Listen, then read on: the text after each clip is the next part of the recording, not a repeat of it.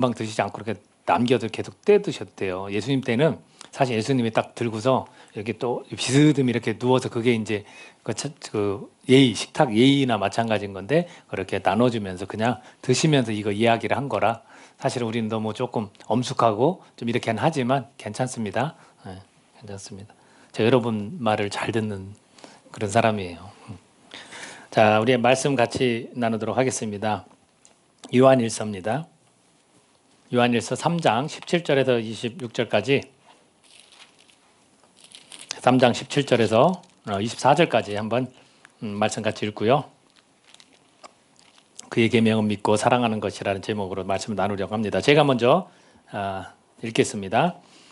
내가 이 세상의 재물을 가지고 형제의 궁핍함을 보고도 도와줄 마음을 닫으면 하나님의 사랑이 어찌 그 속에 거하겠느냐?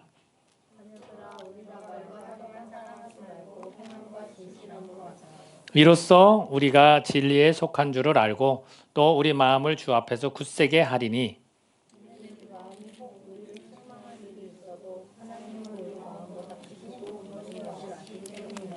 사랑하는 자들아, 만일 우리 마음이 우리를 책망할 것이 없으면 하나님 앞에서 담대함을 얻고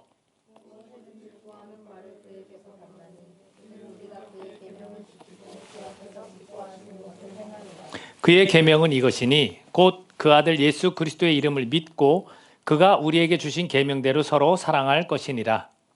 그의 계명을 지키는 자는 주 안에 거하고 주는 그의 안에 거하시나니 우리에게 주신 성령으로 말미암아 그가 우리 안에 거하시는 줄을 우리가 아느니라. 아멘. 우리가 쭉 성경을 이제 마지막으로 신약을 1년 동안 일독을 하면서 이제 요한계시록을 향해서 가고 있잖아요.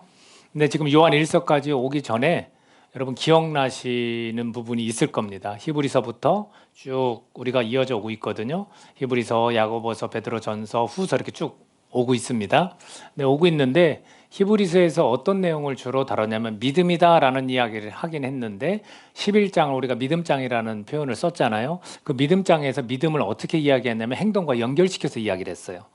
그래서 아벨을 의롭다 한다. 다 행동이거든요. 그리고 노아나 또는 에녹이나 아브라함이나 쭉 모세나 다 이어서 그들이 왜 믿음이 있는지, 믿음으로 무엇을 했다, 행동으로 무엇을 했다, 그런 표현을 계속 하고 있습니다. 근데 또 넘어와서 야고보서에서 뭐라고 했어요? 행하지 않는 믿음은 어떤 믿음이냐면 죽은 믿음이다. 그죠? 뭐 썩은 믿음이다. 뭐 이런 표현처럼 사실은 행하지 않으면 안 된다는 이야기를 쭉 말씀을 해왔어요. 그래서 아마도 그 행함을 할 때 복을 받는다 이런 표현도 있었을 것이고 이 입술, 혀의 중요성에 대해서도 이야기를 했을 것입니다. 이것들이 다 우리의 행동과 다 관련이 있습니다. 그리고 넘어와서 베드로 전서, 후서 내용을 가만히 들여다보면 제사장, 거룩한 제사장이다 우리는 그런 표현을 쓰잖아요. 왕 같은 제사장이다. 그렇다면 그 제사장이 어떠한 삶을 살아야 되고 어떤 태도를 가져야 되는지 보면 다 행동이에요. 그죠? 그런 것들에 대해 설명을 했고 오늘도 마찬가지입니다. 오늘 요한일서에서도 제가 가장 좋아하는 구절 중에 하나인데 여러분 3장 18절에 보면 뭐라고 나왔는지 한번 읽어볼까요? 자, 시작. 자녀들아, 우리가 말과 혀로만 사랑하지 말고 행함과 진실함으로 하자. 그러니까 성경은 계속해서 그냥 믿음은 우리가 받아들이면 됩니다. 영접하면 됩니다가 끝이 아니에요. 이 행동과 믿음은 항상 같이 가는 건데 우리가 너무 행위 위주의 신앙생활을 했던 역사의 그런 아픈 과거들이 있기 때문에 그것을 오히려 뒤로 하고 계속해서 믿음을 강조하다 보니 이 마음에서 받아들이는 것, 생각해서 그렇구나 하고 인정하는 것 이것만 너무 강조하다 보니 우리의 행동과 말은 약간의 이 괴리를 느끼는 그래서 신앙인들을 보고 크리스찬들을 보고 뭐라고 표현합니까? 말은 잘한다. 말은 많이 한다. 그러는 거예요. 근데 성경에서는 말과 혀로만 사랑하지 말고 오직 행함과 진실함으로 해라 라고 이야기를 하고 있습니다. 우리가 성경의 핵심을 놓치지 않으려면 바로 이렇게 행동하는 삶, 행동하는 그런 모습이 있어야 된다라는 겁니다. 오늘도 마찬가지로 우리로 하여금 주님께서 도전하시는 게 뭐냐면 야, 너 말로만 그렇게 하지 마. 진실함으로 하고 행동으로 한번 해봐. 이렇게 우리에게 권해주고 있는 겁니다. 여기에서 그의 계명은 믿고 사랑하는 것 계명이란 제목을 제가 붙여봤는데 말씀 구절을 그대로 갖다 인용을 했는데 그의 계명이라고 할 때 그는 누굴까요? 하나님이에요. 계명을 주신 분은 하나님이에요. 그래서 그라고는 했지만 그분은 하나님이다라는 거죠. 하나님이 우리에게 계명을 주셨습니다. 여러분이 생각나는 계명이 있습니다. 어떤 계명이냐면 돌판에 새겨진 십계명. 그렇죠? 십계명을 주시고 그 다음에 세세한 것들을 이야기하는 율법, 613가지나 되는 율법들을 사실은 또 가르쳐 주셨어요. 그것이 이제 희석돼서 장로들의 유전과 전통 이런 것들까지 다 포함이 되는 그런 일들 우리가 알고 있습니다. 그 다음에 이 율법을 주셨을 때 하나님을 우리가 뭐라고 보냐? 입법자다 부르는 거예요. 법을 만드셨어. 십계명도 주시고 율법도 주셨어. 세세히 어떻게 어떤 일이 닥쳤을 때 어떻게 하라 조항을 주셨어요. 입법자예요. 법을 만들었어. 그럼 우린 누굽니까? 준행자예요. 주신 그 법을 그대로 따를 때 우리는 행복한 건데 이스라엘 백성들이 여러 시행착오를 거쳤어요. 그것을 따르지 않을 때 오는 죄에 대한 대가를 많이 받았어요. 벌을 많이 받았어요. 그죠? 그래서 어떤 사이클을 그리는 부분도 있어요. 사사기 같은 사이클을 그려요. 하나님께도 용서해 주시고 받아주시면 태평을 누리다가 다시 배교하고 등지고 해서 다시 한번 징벌을 받고 다시 한번 너무 어렵게 하고 다시 한번 하나님께 용서해 주시면 화평을 누리고 그러다가 또 지나다가 계속해서 이런 사이클을 그리는 그런 모습도 있습니다. 그러니 우리는 준행자라는 거죠. 그 다음에 입법자이기 때문에 이 준행한 거 행동한 걸 따라서 심판을 하십니다. 그 기준이 뭘까요? 법이죠. 하나님의 법을 딱 놓고서 지켰느냐 못 지켰느냐. 그래서 하나님을 우리가 뭐라고 부르냐? 입법자다, 심판자다. 그래서 우리로 하여금 판단하지 말라는 조언을 합니다. 왜? 니네가 심판자냐? 우리 간혹 심판하죠. 우리가 스스로 심판하는 경우가 많거든요. 자기 자신 심판하는 거 굉장히 위험합니다. 내 존재도 누가 평가하냐면 하나님이 평가하는데 자꾸 내가 나를 평가해요. 그것처럼 침울하고 낭망되는 건 없습니다. 그거 조심하시고요. 또 하나 내가 너무 올바르게 잘 생활한다는 나머지 내 생각이 건전하다라는 마음, 내 마음이 그래도 착하다라는 것 때문에 다른 사람들을 마구 심판합니다. 그러시면 안 되는 거예요. 특히 세상은 뭐라고 했습니까? 하나님이 심판하실 것이다 라고 했고 교회 안에서만 분명히 주신 법이 있으니 지혜로운 자들이 있으니 교회 안에서 그걸 문제를 가지고 바깥으로 나가지 말고 교회 안에서 치리를 해라 판단을 해라 이렇게 말씀해주고 있습니다. 그 율법에 이제는 어떻게 됐냐면 완성이 됐어요. 그죠? 율법의 완성 뭡니까? 하나님이 직접 육신의 몸을 입고 이 땅에 오신 거죠. 그분을 우리는 하나님의 아들이다 이렇게 부릅니다. 하나님이 직접 이 땅에 오신 거예요. 그 아들.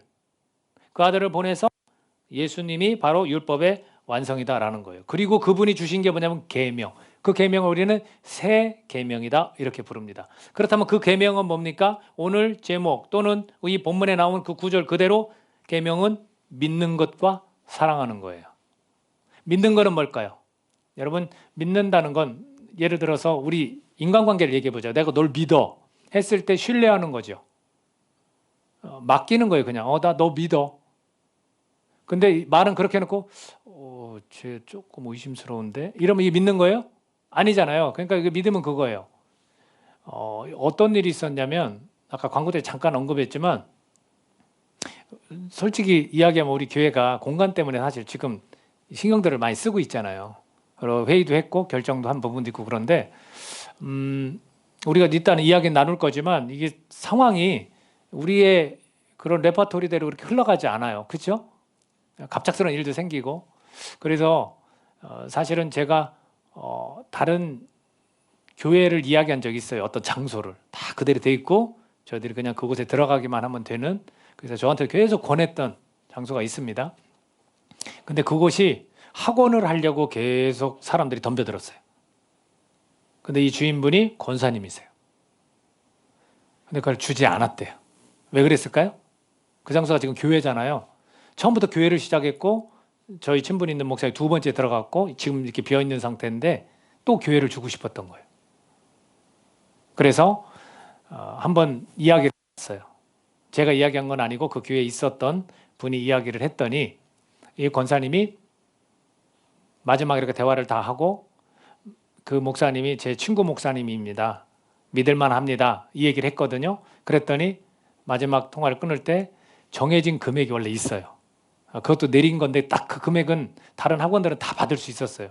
근데 뭐라고 하시냐면 일정 부분을 제가 내리겠습니다. 그렇게 답을 주셨어요.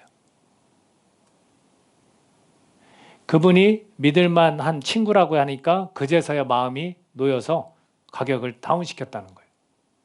누구는 교회 다니면서도 올리는데, 누구는 그 장소가 더 돈을 받을 수 있는데도 교회를 주고 싶어서 기도하면서, 마치 우리를 기다린 것처럼. 이게 참 재밌지 않습니까? 우리가 믿음이라는 건 그런 거예요. 근데 여기서 믿는다는 건 신뢰하는 거고 행동하는 거예요. 믿음을 했으니까 결정하는 거잖아요. 믿으니까 신뢰가 가니까 결정하는 거잖아요. 근데 우리가 여기에서 얘기하는 이 누구를 믿으라고 합니까? 계명이? 그의 계명은 믿고 사랑하는 것이라는 제목을 제가 붙였는데 누굴 믿는 거예요? 네? 나왔잖아요. 여기 본문에 딱 나왔거든요. 23절 같이 읽어봅시다. 23절. 자, 23절입니다. 자, 시작. 그의 계명은 이것이니 곧 그 아들 예수 그리스도의 이름을 믿고. 누굴 믿는 거예요? 예수님을 믿는 거예요. 이게 계명이에요. 우리는 일정 부분 계명을 지키고 있는 겁니다. 믿으세요? 왜? 예수님 믿으니까. 그럼 난 계명을 지금 지키고 있는 거예요. 예수님을 내가 신뢰한다라는 거예요. 그럼 행동하는 거예요. 예수님을 믿으면 내가 어떤 일 결정을 하는 거예요. 예수님 편에서 결정하면 되는 거예요. 우리가 망설이는 일들이 있습니다. 간혹. 그럴 때 우리는 누구 편에 서서 결정하면 됩니까? 예수님 편에 서서 결정하면 되는 거예요. 그러면 도와주시는 거죠. 주님께서. 그게 계명이라는 거예요. 그 계명을 지키라라고 말씀하시는 거예요. 또 하나는 사랑한다라는 거예요. 사랑하는 거. 지금 예수 그리스도를 믿고 그가 우리에게 주신 계명대로 서로 사랑할 것이니라. 제가 왜 사랑을 꼭 조심하라고 그랬잖아요. 혼자만 사랑하는 게 아니에요. 서로가 돼야 돼요. 공동체라는 곳, 교회라는 곳, 믿는 자들의 관계는 서로가 돼야 돼요. 혼자만 왜 사랑하니까 너무 힘든 거예요. 근데 실제로 계명은 같이 서로 사랑하는 거예요. 그래서 관심을 우리가 서로 영적으로 주고받을 수 있는 사람하고 관계를 사실 맺어야 되는 거예요. 나머지 분들은 내가 사랑을 키우고 영성을 키워서 품는 거예요. 나는 이렇게 사랑하는데 저 사람은 사랑하지 않네? 당연한 겁니다. 그런 관계는. 계명은 뭐냐면 서로, 이 교회라는 것, 주님의 핏값으로 세운 교회라는 것 서로 사랑하라는 거예요. 이 사랑 안에는 뭐가 들어갔냐면 하나님 사랑과 이웃 사랑이 들어가 있는 거예요. 그 부분을 조금 뒤에 가면 또 나옵니다. 하나님 사랑과 이웃 사랑은 이것도 뗄래야 뗄 수 없는 관계입니다. 성경의 가장 두드러진 특징이 뭘까요? 기독교의 가장 두드러진 특징이 뭘까요? 하나님이라는 분의 가장 두드러진 특징이 뭘까요? 단 하나를 선택하라면 여러분, 사랑을 선택해야 됩니다. 하나님은 사랑이시라. 요한일서에서 계속해서 이야기하는 거예요. 사랑의 사도라고 그래서 부릅니다. 우리가 요한을. 그런 특징이 있다라는 거죠. 그래서 성경에서는 재미난 이야기를 해주고 있어요. 내가 정말 잘 믿고 있나 안 믿고 있나를 측정할 수 있는, 판가름할 수 있는 것이 하나님의 사랑이라고 말하고 있습니다. 하나님의 사랑이 내가 잘 믿나 안 믿나를 보여준다는 거예요. 보세요. 믿는 자를 사랑하는 자다라는 표현이 있어요. 3장 14절 같이 한번 읽어볼까요? 3장 14절. 3장 14절 찾아서 같이 한번 읽겠습니다. 자, 시작. 우리는 형제를 사랑함으로 사망에서 옮겨 생명으로 들어간 줄을 알거니와 사랑하지 아니하는 자는 사망에 머물러 있느니라. 이런 표현을 써요. 그러니까 사랑하는 자는 생명이고 사랑하지 않는 자는 사망이다라는 거예요. 그리고 그 사랑은 우리가 믿고 안 믿고를 나타내는 거예요. 사랑하는 자는 믿는 자고 사랑하지 않는 자는 안 믿는 자라는 거예요. 우리가 이것을 볼 수 있습니다. 자, 4장 7, 8절입니다. 또 찾아볼까? 4장 7, 8절 읽겠습니다. 요한일서 4장 7, 8절 시작. 사랑하는 자들아 우리가 서로 사랑하자. 사랑은 하나님께 속한 것이니 사랑하는 자마다 하나님으로부터 나서 하나님을 알고 사랑하지 아니하는 자는 하나님을 알지 못하나니 이는 하나님은 사랑이심이라. 이렇게 되어 있어요. 하나님을 모르는데 어떻게 믿는다고 할 수 있습니까? 안 믿는 거예요. 이거는. 그러니까 사랑이 있으면 하나님을 알고 믿는다라는 거죠. 그것으로 하나님의 이 사랑으로 우리가 믿고 안 믿는 것을 이렇게 가늠할 수 있다라는 거죠. 그렇다면 이 사랑, 하나님의 사랑이라고 하시는데 이 사랑이 어떤 사랑일까요? 이 사랑이 어떤 사랑일까? 여러분 말씀 구절을 이번 기회에 딱 두 가지를 연결해서 잘 외우시면 좋을 것 같아요. 요한복음 3장 16절, 요한일서 3장 16절의 내용이 거의 같아요. 자, 요한복음 3장 16절 외우죠? 외우시는 분들 있죠? 한번 같이 읽어볼까요? 자, 노래도 있는데 잘 기억하시고 한번 읽어봅시다. 외워봅시다. 자, 시작. 하나님이 세상을 이처럼 사랑하사 독생자를 주셨으니 이는 저를 믿는 자마다 멸망하지 않고 영생을 얻게 하려 하심이라 라는 거예요. 이 세상을 사랑하는데 이 세상 안에 우리를 가장 사랑하시는 거예요. 창조물인 인간을 많이 사랑하시는데 그 인간을 위해서 하나님 독생자를 보내주셨어. 그리고 그를 믿으면 멸망하지 않는 거야. 자, 그 내용인데 자, 3장 16절 요한일서 3장 16절 읽겠습니다. 자, 시작.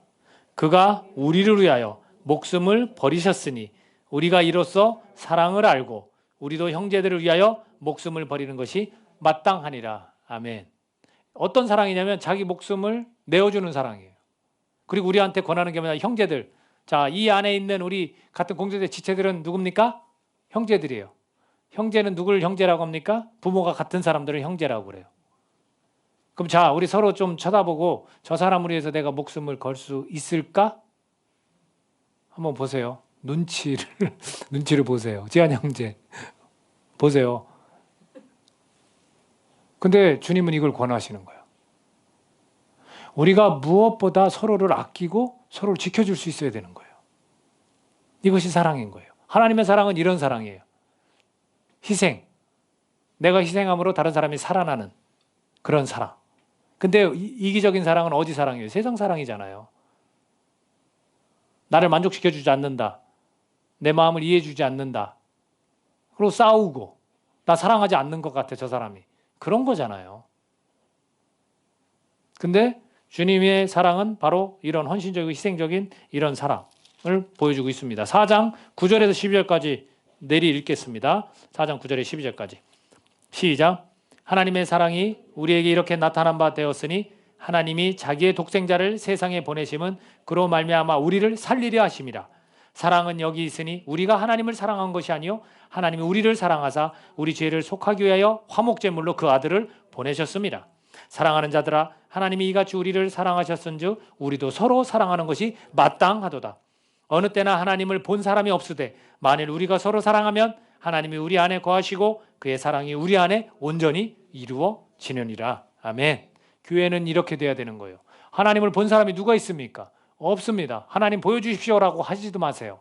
볼 수 없습니다. 그 나라 가서만 볼 수 있습니다. 그러나 하나님을 볼 수 있는 길을 여셨어요. 이 교회라는 공동체 안에서 서로 사랑하는 모습을 보면 저 안에 하나님이 계시구나라고 많은 사람들이 안다라는 거예요. 그래서 세상이 감당하지 못할 사람들이 누굽니까? 크리스천이에요. 근데 교회가 그렇게 사랑하지 못하고 있습니다. 우리는 스스로 우리를 판단할 수 있어야 돼요. 이 교회가 변질됐구나. 교회가 잘못됐구나. 내가 형제를 위해서 내 목숨 바치지 못하면서 무슨 교회에 대해서 논하고 우리가 그럴 수 있어야 돼요. 저는 우리 교회가 정말 어느 분의 권해주신 것처럼 사랑을 그리는 정말 그런 교회가 될 수 있기를 간절히 소원합니다.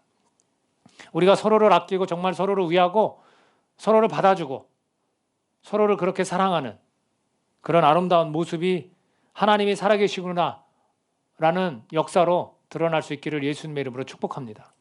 우리 그렇게 갔으면 좋겠어요. 그렇게 갔으면.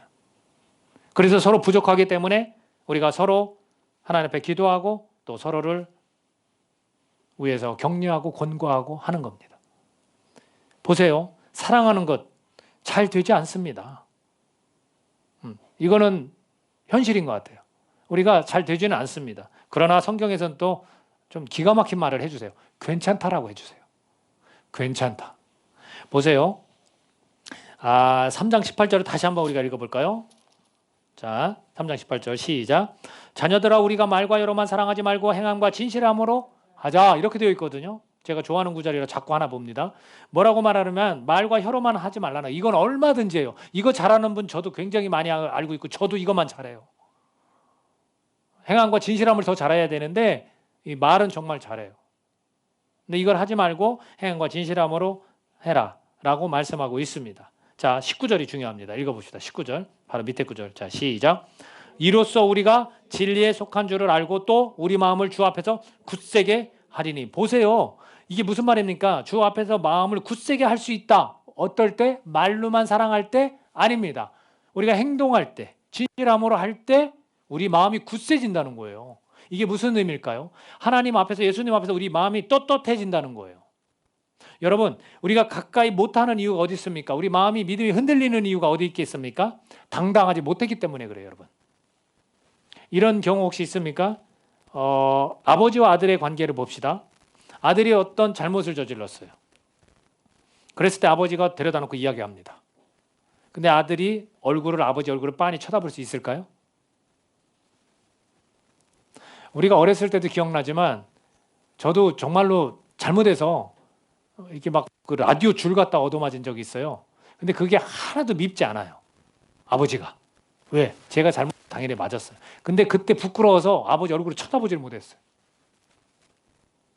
우리가 하나님 앞에 당당히 나아갈 수 있는 거, 이 마음이 굳세게 될 수 있는 거는 행동으로 사랑하고 진실함으로 사랑할 때 가능하다라는 겁니다. 거꾸로 생각하셔야 돼요. 내 마음이 굳세질 때 내가 사랑할 수 있고 그런 게 아니라는 거예요. 내가 진심으로 사랑하고 행동으로 사랑할 때 내 마음이 떳떳하고 당당해서 주님 앞에 마음이 굳세진다는 거예요. 부끄러워하지 말고 하나님 앞에 고개를 묻드는 그런 모습이 아니라는 거죠. 우리가 그렇게 지낼 수 있어야 되는데 잘 되지 않을 때 주님은 괜찮다 또 말씀하시는 거예요. 그런 사람만 있지는 않잖아요. 그죠? 또 다른 사람이 있는데 20절 한번 읽어볼까요? 20절 시작. 이는 우리 마음이 혹 우리를 책망할 일이 있어도 하나님은 우리 마음보다 크시고 모든 것을 아시기 때문이다. 보세요. 괜찮다고 말하는 이 말씀이 뭐냐면 우리 마음이 책망할 일이 있어요. 잘못했단 말이에요. 하나님 앞에 잘못했고 그랬을 때 주님은 그것을 이해하신다는 거. 왜? 우리 마음보다 더 크시기 때문에, 그리고 내 마음 깊은 곳까지 다 아시기 때문에 괜찮다라는 거예요. 우리가 지금 현재는 사랑하는 것이 잘 되지 않지만 괜찮다라는 거예요. 주님을 우리가 알아야 돼. 이때 주님은 내 마음보다 더 크셔. 그러니까 내가 나를 정죄하는 거 아까 조심하라고 그랬잖아요. 근데 주님은 내 마음보다 더 크기 때문에 이걸 다 감싸고 이해하시는 거예요. 그리고 내가 정말 나를 정죄할 때 잘못했고 책망할 일이 있기 때문에 그렇지, 내 중심이 주님으로 인해 피로 인해 깨끗하게 되어졌는데 100% 나는 악마 같은 존재고 나쁜 놈입니까? 아니잖아요. 그러니까 주님은 모든 걸 아시기 때문에 주님 앞에 우리가 마음이 굳세게 나아갈 수 있게 되는 거예요. 이미 그것을 하고 있는 분은 굳세게 나아갈 수 있는 것이고, 그것이 어려운 분은 지금 주님의 마음이 크다, 우리 마음보다 크다, 주님은 나의 모든 걸 알기 때문에 괜찮다라고 말씀해 주시는 겁니다. 우리 연약한 크리스천들의 모습 가운데 이런 말씀이 얼마나 큰 위로가 됩니까? 그래, 주님이 나를 아시는구나. 그래, 주님 마음이 내 마음보다 더 크구나. 내가 책망할 것이 있어 나를 너무 내가 자책하는구나. 주님이 다 덮어주실 수 있어요. 그 주님 앞에 우리가 나아가는 수밖에 없습니다. 근데 또 어떤 사람이 있냐면 책망할 것이 없는 사람도 있습니다. 우리 가운데 책망할 것이 없는 사람도 분명히 있어요. 근데 우리는 자꾸 이거를 이게 겸손처럼 이렇게 생각해서, 근데 이건 오히려 교만이에요, 여러분. 내가 스스로 마음에 책망할 것이 없으면 괜찮습니다. 그런 사람 있을 수 있지 않겠어요? 표정들이 다 이렇게 다 책망받을 일만 하셨어요? 아니잖아. 책망받을 일이 없는 사람도 있어요. 그 사람에 대한 이야기도 있어요. 21절 같이 한번 읽어보겠습니다. 21절 시작. 사랑하는 자들아, 만일 우리 마음이 우리를 책망할 것이 없으면 하나님 앞에서 담대함을 얻고, 이렇게 되어 있습니다. 좀 떳떳해지라는 걸, 괜찮아라는 걸 넘어서서 야, 너 잘하고 있다, 하나님이 나를 지금 칭찬하고 있으니까 좀 떳떳하게 담대하게 지내십시오. 제발 주변 의식하지 말고 내 주머니에 돈 없다고 기죽지 마세요. 하나님이 내 편입니다. 이 세상을 주관하고 다스리시는 분이 내 편이고 그분이 칭찬해 주시는데 네가 마음에 책망할 것이었으면 당당하게 담대하게 나아가라. 얼마나 기가 막힌 말씀입니까? 제가 볼 때 저희 교인들은 많이 그럴 것 같아요. 여러분들은 정말 하나님 앞에 그냥 좀 담대하게 나아가세요. 괜찮아. 책망할 것이 마음에 없잖아. 나아가시라고. 또 다음 구절이 기가 막힙니다. 22절 읽습니다. 시작. 무엇이든지 구하는 바를 그에게서 받나니 이는 우리가 그의 계명을 지키고 그 앞에서 기뻐하시는 것을 행함이라. 보세요. 무엇이든지 구하는 바를 그에게서 받는다는 거예요. 구하세요. 제가 볼 때 저만큼만 구하시면 여러분 다 받아. 왜 같이 내가 구하자고 기도하자고 해도 왜 안 구해? 마음에 책망할 것이 없으면 구하라고요. 원하는 거. 받는다고 분명히 말씀하시잖아요. 내가 꺼리낌이 있으면 책망할 거 있으면 괜찮다는 주님의 이 우리의 말씀으로 회개하시면 돼요. 주님의 마음 우리 마음보다 커. 왜 자꾸 자기 자책하고 그래? 그게 아니라는 거죠. 내가 왜 속상하고 내가 왜 이렇게 깔아앉고 낭망할 수밖에 없는 걸 주님 다 하신다니까요. 그분밖에 위로할 수 없어요, 여러분을. 그리고 내 마음이 책망할 것이 없으면 그냥 당당하게 나아가시면 담대하게 하나님 주십시오. 하나님 나 이거 하나님 나라를 위해서 주님을 위해서 주님 영광을 이렇게 쓰고 싶습니다. 주십시오 하고 구하라는 거예요. 뭐 주님한테 좀 죄송해서 송구해서 못 구하는 거예요? 그렇지 않아요. 계속해서 이 문구들 앞에 뭐라고 써 있어요? 사랑하는 자들아. 하나님이 우리를 너무 사랑하세요. 내가 내 목숨을 희생시키면서 너네들을 구원했으니 너네들도 서로 사랑하는 게 마땅하거든. 나는 항상 변하지 않고 너네들을 사랑해. 그래서 계속 부르시는 거예요. 사랑하는 자들아. 사랑하는 자들아. 그 사랑보다 더 큰 은혜가 어디 있겠습니까? 그 안에서 우리는 회복되고 그 안에서 우리는 일어날 수 있다고 믿습니다. 여러분, 계명을 지키기 때문에 우리 가운데 이런 일들이 나타나는 거예요. 무엇을 구하든지 그 자녀에게 주십니다. 여러분 예수님 믿으십니까? 그럼 계명을 잘 지키고 계신 거예요. 자, 사랑하는 것이라 했습니다. 여러분 서로 사랑하고 계십니까? 그러면 우린 계명을 지키는 겁니다. 뭐가 두렵습니까? 하나님 앞에 담대함으로 나가서 구하십시오. 하나님이 주십니다. 그 안에서 우리는 기쁨을 누릴 수 있는 거예요. 내가 계획하고 내가 생각했던 거 다 무너지고 하나님한테 구하니까 하나님이 주시더라. 그 속에서 우린 기쁨이 일어날 줄로 믿습니다. 그 속에서 기쁨이 일어나는 겁니다. 그래서 우리가 중요한 것이 여러분 하나님 사랑하십니까? 하면은 여러분 대답하실 거예요. 하나님 사랑하십니까? 아멘. 사랑한다고. 그러면 형제도 사랑하라고 말씀하십니다. 4장 20, 21절. 이거는 이퀄 관계예요. 같아요. 4장 20, 21절. 자, 시작. 누구든지 하나님을 사랑하노라 하고 그 형제를 미워하면 이는 거짓말하는 자니 보는 바 그 형제를 사랑하지 아니하는 자는 보지 못하는 바 하나님을 사랑할 수 없느니라. 우리가 이 계명을 주께 받았나니 하나님을 사랑하는 자는 또한 그 형제를 사랑할지니라. 아멘. 뭐라고 되어 있냐면 하나님은 우리 보지 못해요. 그죠? 근데 형제는 봐요.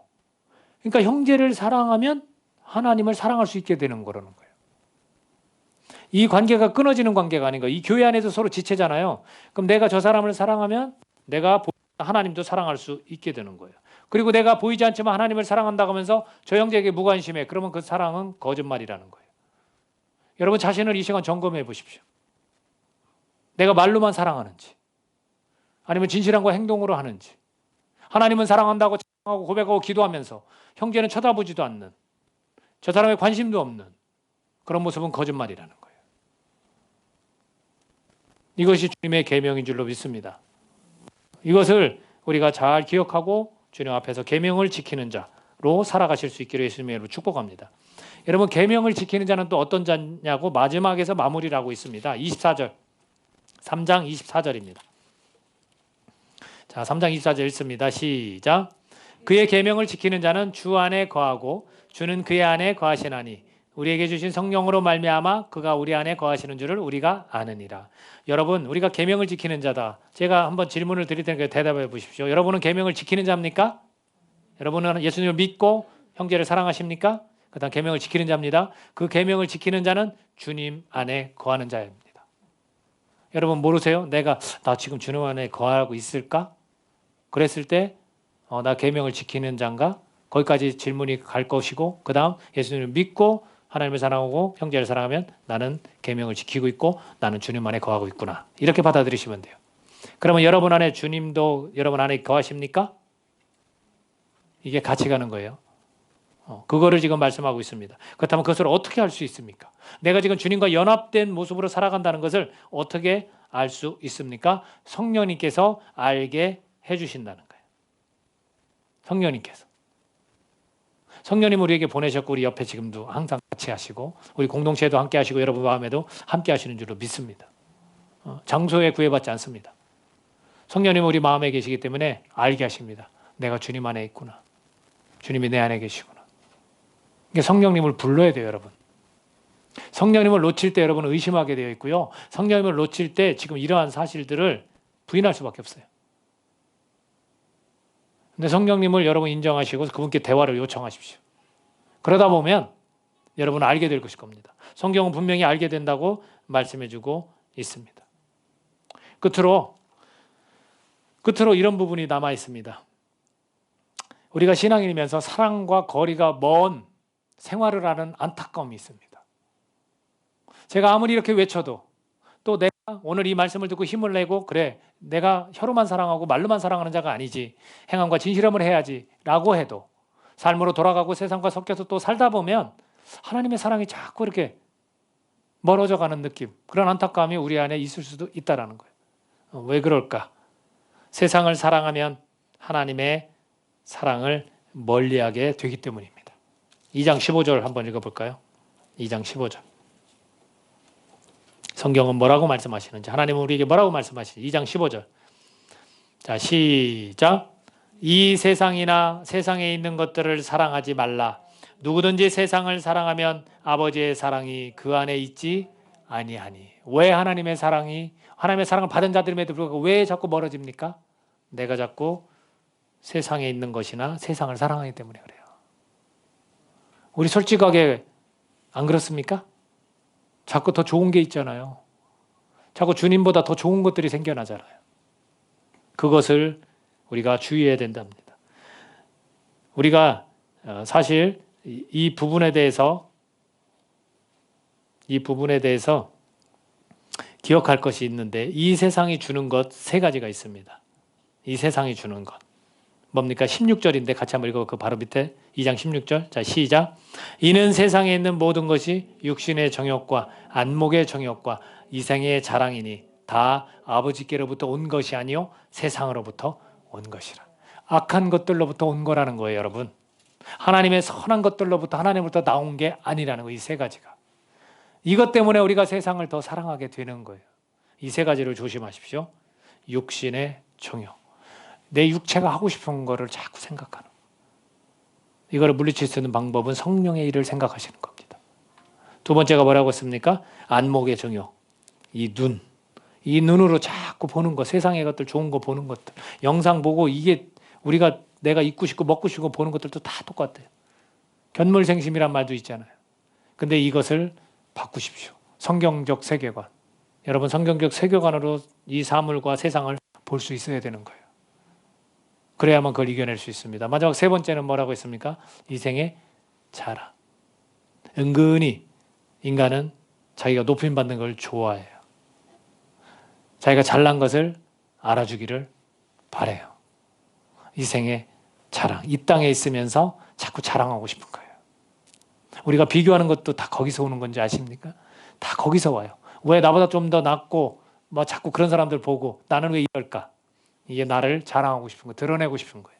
이 땅에서 그렇게 사는 거예요.